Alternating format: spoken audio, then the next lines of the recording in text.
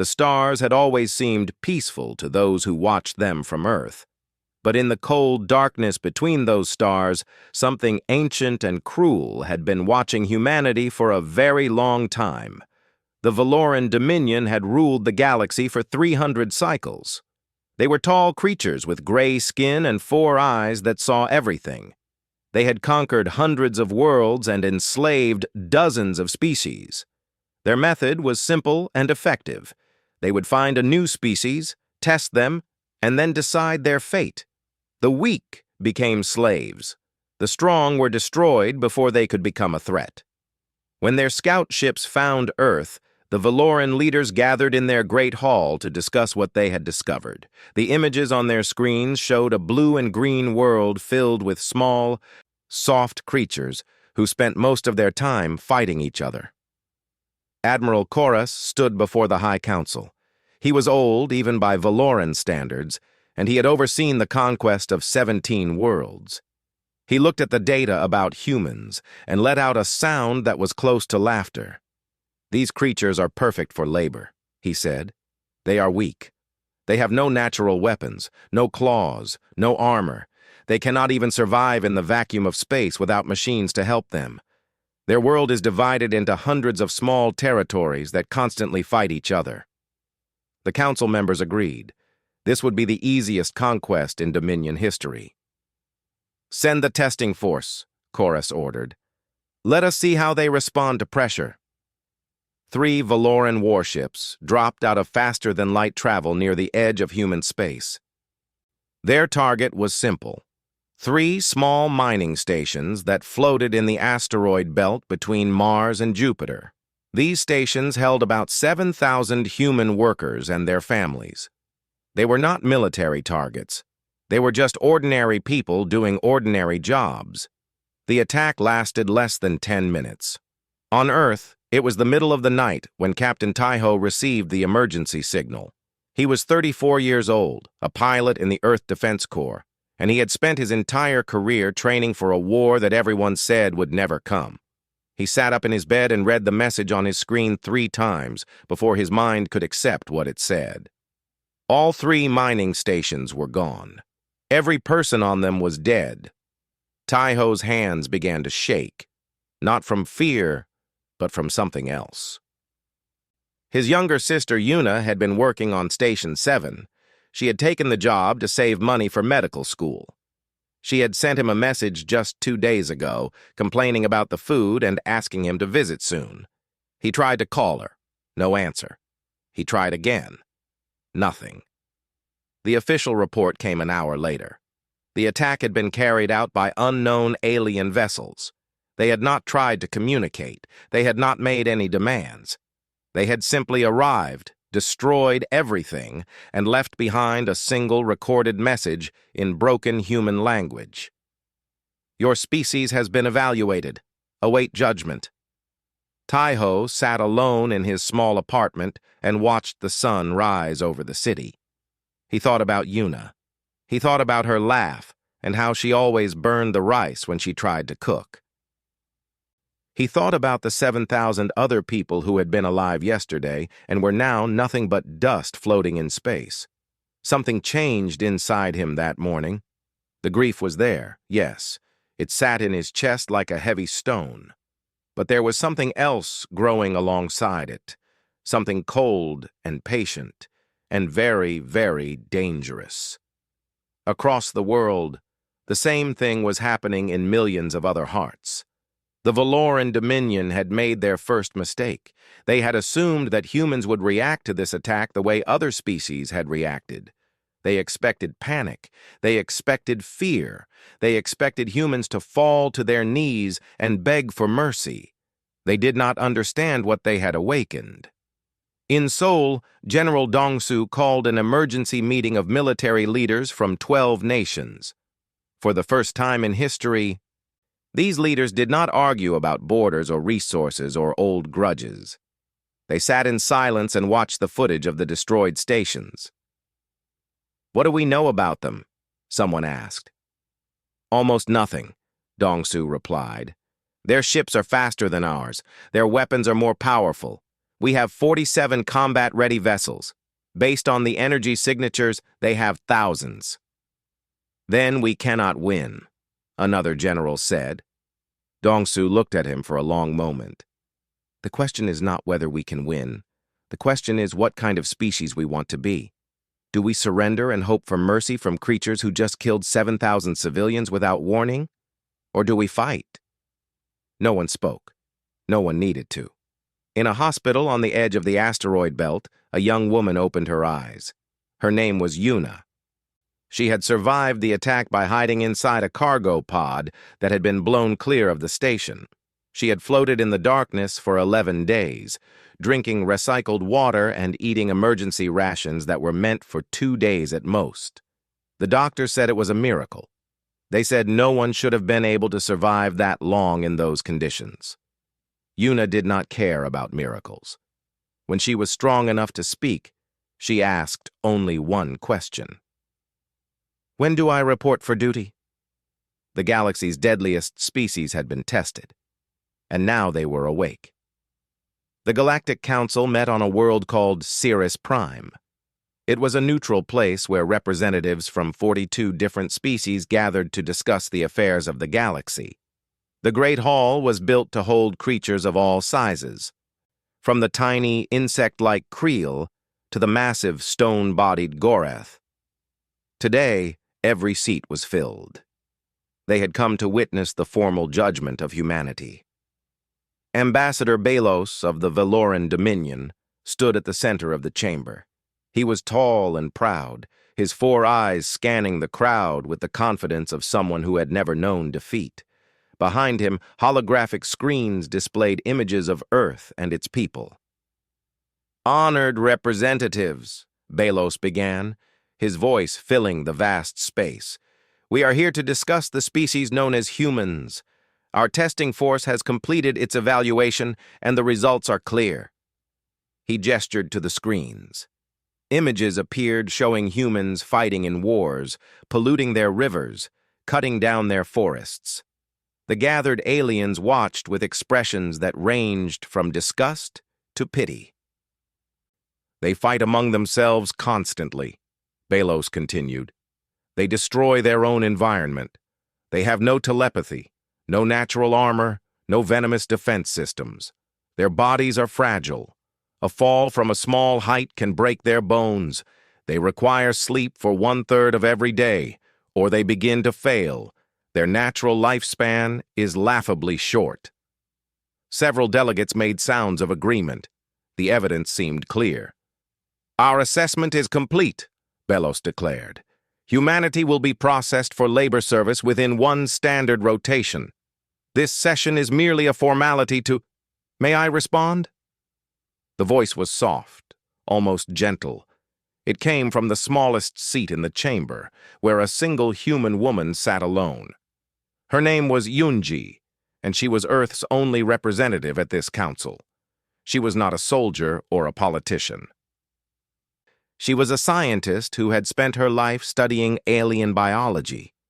The United Nations had sent her because they believed her knowledge might help humanity understand its enemy. Belos looked down at her the way one might look at an insect. "If you wish to beg for mercy, you may speak." Yunji stood. She was short, even by human standards, and her voice remained calm and quiet. But something in her eyes made several nearby delegates shift uncomfortably in their seats. "I do not intend to beg," she said. "I only want to make sure this council has complete information before making its decision." She activated her data tablet, and new images appeared on the screens. At first, they seemed to support Belos's argument. Wars, diseases, natural disasters, humans suffering and dying in countless ways.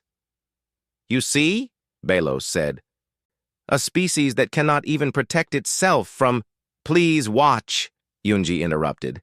The images continued. "After every war, humans rebuilt. After every disease, they developed cures. After every disaster, they returned and made their homes again. The screens showed humans living in frozen wastelands, where the temperature dropped far below freezing.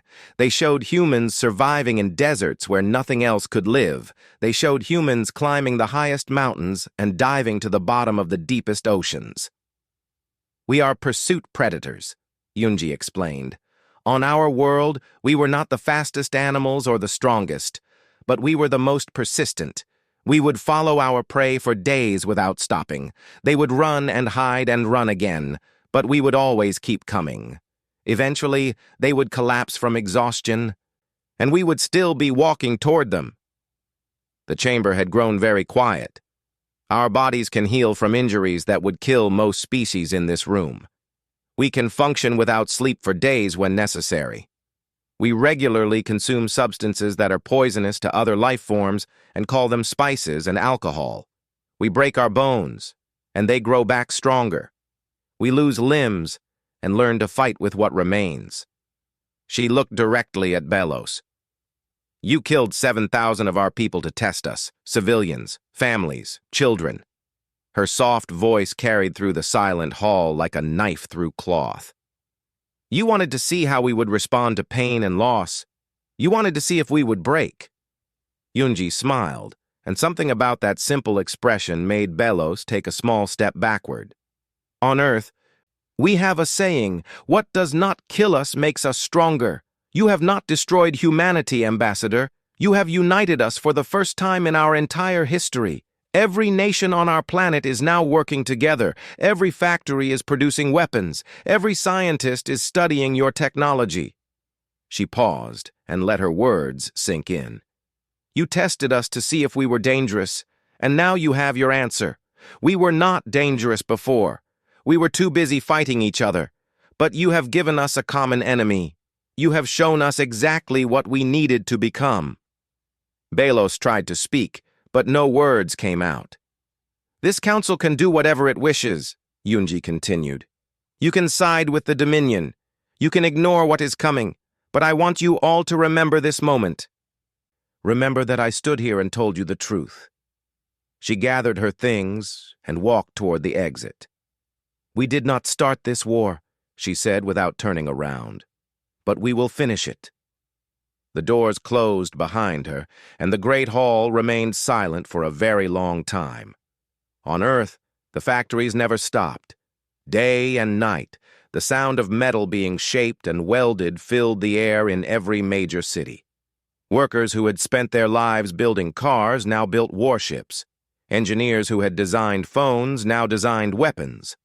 The whole planet had become a single machine with one purpose: survival. General Dongsu stood in the war room beneath the mountains of Korea. Around him sat military leaders from nations that had been enemies just months ago. American generals sat next to Russian commanders. Chinese admirals shared tables with Japanese officers. Old hatreds had been set aside, not forgotten but stored away for a future that might never come. "The Dominion fleet numbers approximately 10,000 warships," Dongsu said, pointing to the holographic display that filled the center of the room. "Each one is larger and more powerful than anything we have. Their weapons can cut through our armor like paper. Their shields can stop our missiles like they are toys." He paused and looked at the faces around him. No one showed fear. No one suggested surrender. "Our combined fleet currently has 47 vessels capable of combat operations. By next month, we will have 120. By the end of the year, if we survive that long, we will have 500. A young woman stepped forward. Her name was Hana, and she was a lieutenant commander who had spent 10 years studying alien tactics from the few encounters humanity had recorded. "Their technology is better," she said, "but their strategy has not changed in 300 years. They always attack the same way: direct assault, overwhelming force. They have never faced an enemy that refuses to fight on their terms." Captain Taiho entered the room. He had changed in the weeks since the attack. His eyes were harder now, and he moved with the quiet confidence of someone who had accepted death and decided to make it meaningful. "Ghost Division is ready," he reported. 30 pilots, 30 ships, All volunteers who understand they probably will not come back. Dong-su nodded. Explain the plan. Taiho activated his own display. Red dots appeared showing Dominion positions across the sector. They expect us to build walls around Earth and wait for them to come. Every species they have conquered did exactly that. They sat in their homes and waited to die. He traced a line through the star map. We will not wait. We will hunt. The plan was simple but insane. Ghost Division would strike at the Dominion's supply lines, their communication stations, their fuel depots. They would never engage the main fleet directly. They would simply make it impossible for that fleet to function. Hit and run, Hana added. Ancient tactics from Earth's history, guerrilla warfare, make them paranoid, make them exhausted, make them afraid. In a laboratory in Seoul, a young engineer named Siwoo was finishing his greatest creation. He was only 22 years old, but he had not slept in 4 days. His hands trembled as he connected the final circuits. It works, he whispered. The technology was revolutionary. Hull plating that could change its shape during battle, becoming harder where enemy weapons hit and flowing like water to repair damage.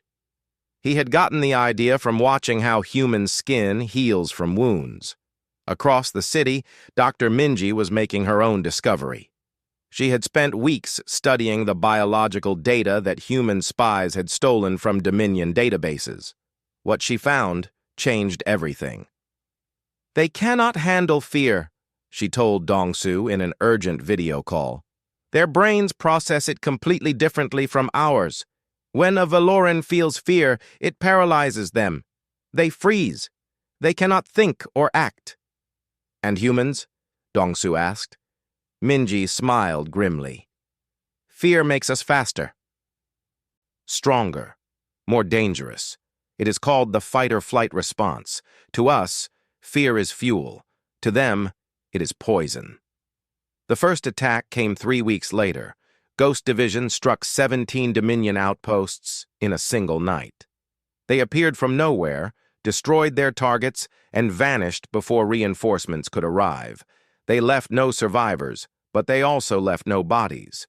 Just empty stations and the words, "We are coming," written in Valoran blood on the walls. Admiral Chorus received the reports on his command ship. He read them 3 times, certain there must be some mistake. How is this possible? He demanded. Their ships are inferior. Their weapons are primitive. How are they doing this? His aide, a young officer whose 4 eyes were wide with something that might have been fear, handed over the analysis. They are not fighting like a fleet, Admiral. They are fighting like predators. They study our movements. They learn our patterns.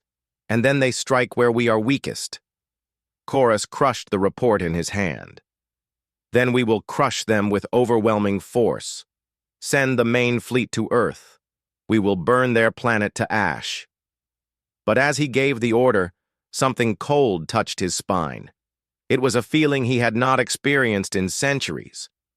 Fear. And somewhere in the darkness of space, 30 human ships were already moving toward their next target, silent as ghosts and twice as deadly. Word spread through the galaxy like fire through dry grass. The Valoran Dominion, the empire that had ruled unchallenged for 300 cycles, was losing ships. Not in great battles that would be remembered in history books, but in small, quiet encounters that left nothing behind but wreckage and mystery. On a dozen different worlds, enslaved species whispered to each other in the dark. They shared stories about the humans. Some said they were demons who could not be killed. Others said they were machines built for war. A few said they were simply desperate creatures fighting for their lives, which somehow seemed the most frightening option of all. On the Dominion homeworld, the mood had changed. Valoran civilians who had never known fear now looked up at the sky and wondered if today would be the day human ships appeared above their cities.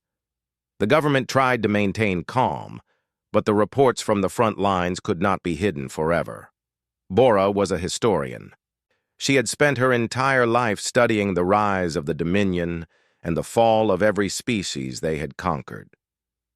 Now she sat alone in the great archive, surrounded by data crystals that contained the last words of 100 dead civilizations. She was looking for something, a pattern, an answer. What made the humans different? She reviewed the records of every species the Dominion had tested. The Creel had begged for mercy within days. The Gorath had fought bravely but predictably. The Cirrus had tried to negotiate. Every species had responded in ways the Dominion expected and planned for. But the humans did something else entirely. They did not beg. They did not fight in open battle. They did not try to negotiate. Instead, they simply refused to accept that they were supposed to lose. They treated their disadvantages as problems to be solved rather than facts to be accepted. Their ships were slower. They built new engines. Their weapons were weaker. They invented new weapons. They were outnumbered. They made each soldier worth 10 enemies. Bora found a recording from a captured human pilot. The Valoran interrogators had expected him to be broken, to tell them everything they wanted to know in exchange for his life. Instead, he had looked at them with calm eyes and said words that Bora would never forget. "You can kill me. You can kill all of us, but you cannot kill what we have started. For every one of us you destroy, 10 more will rise, and they will be angrier than the one before." The pilot had died without giving up any useful information. The interrogators had written in their report that the human must have been defective, that no normal creature could withstand such treatment. Bora knew better. The human was not defective. He was exactly what humans were supposed to be. Meanwhile, in human space, a ceremony was being broadcast to every screen on Earth. Yuna, the woman who had survived the destruction of Station 7, was being given a medal for courage.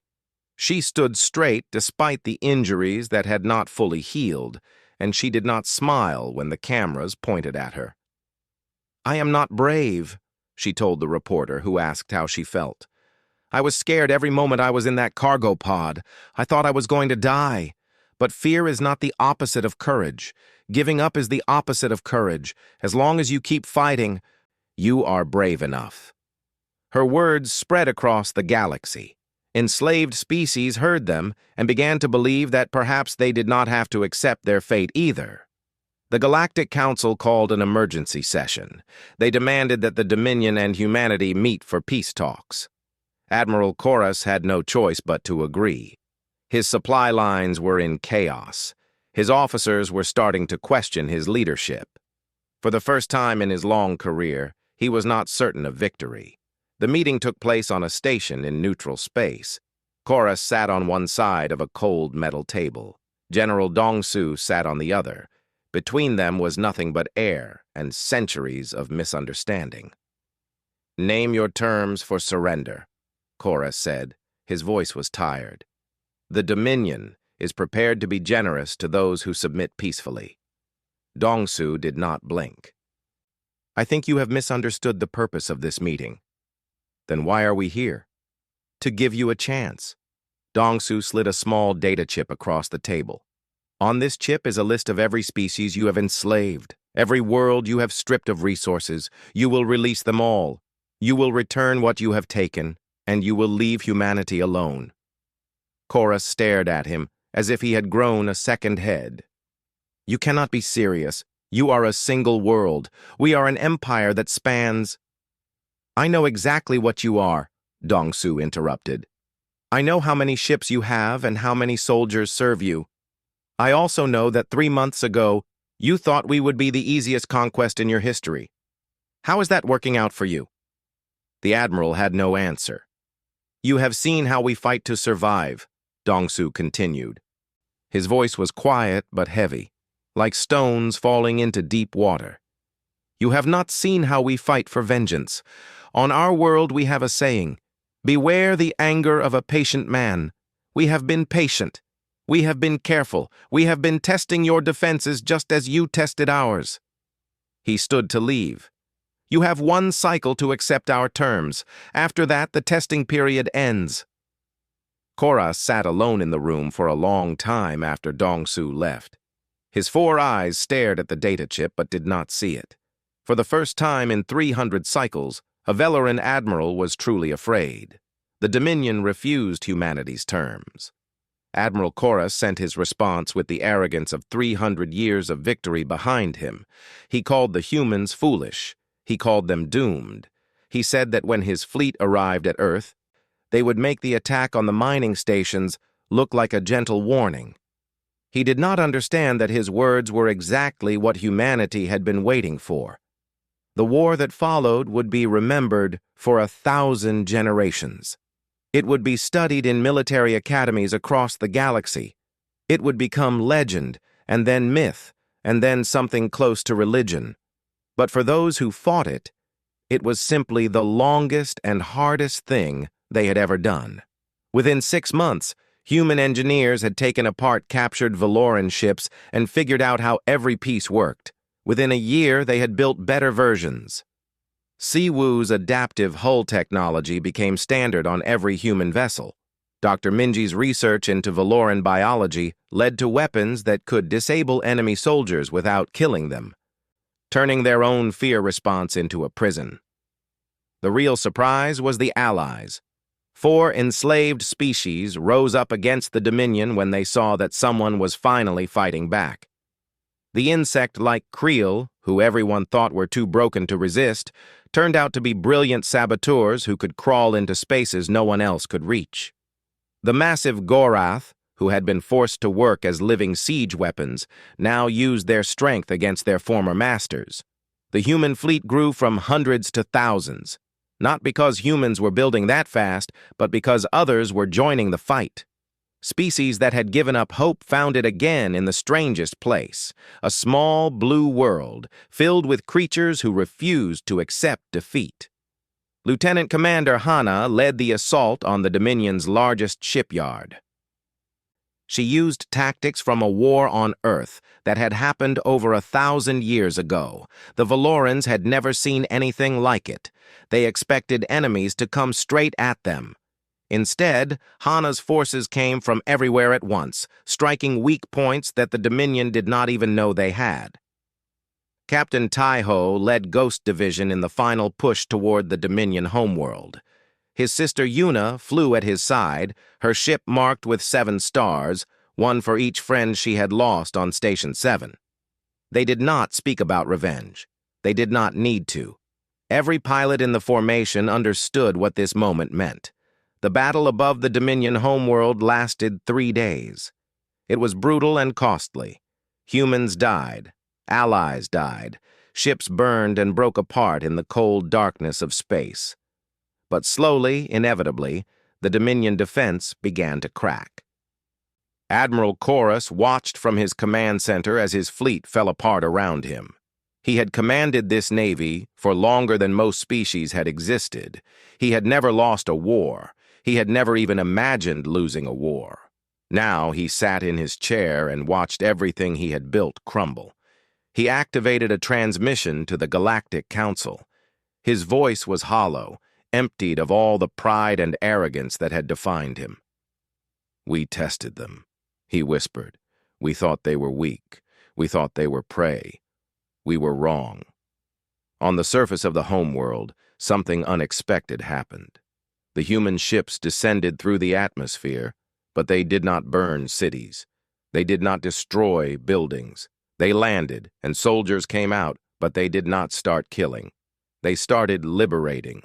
The Valoran Empire had always had a lower class, workers and servants who were treated little better than the species they conquered. These forgotten people had lived in fear and poverty for generations. Now, human soldiers were opening their gates, breaking their chains, and telling them they were free. Bora the historian watched from the window of her archive as a human soldier stopped in the middle of the chaos. A Valoran child had fallen and was crying, lost and scared. The soldier, a young woman with a bandage wrapped around her arm and blood on her uniform, knelt down and picked up the child. Bora walked outside. She had to understand. "Why?" she asked the soldier. Her voice was shaking. "We killed your people. We destroyed your stations. We wanted to enslave your entire species." Why are you helping us? The soldier looked at her. Her name tag read Nari. She was young, maybe 19 Earth years, and she looked exhausted beyond words, but her eyes were clear. Because this is who we are, Nari said simply. We are not like you. We do not destroy what we can change. We do not kill what we can save.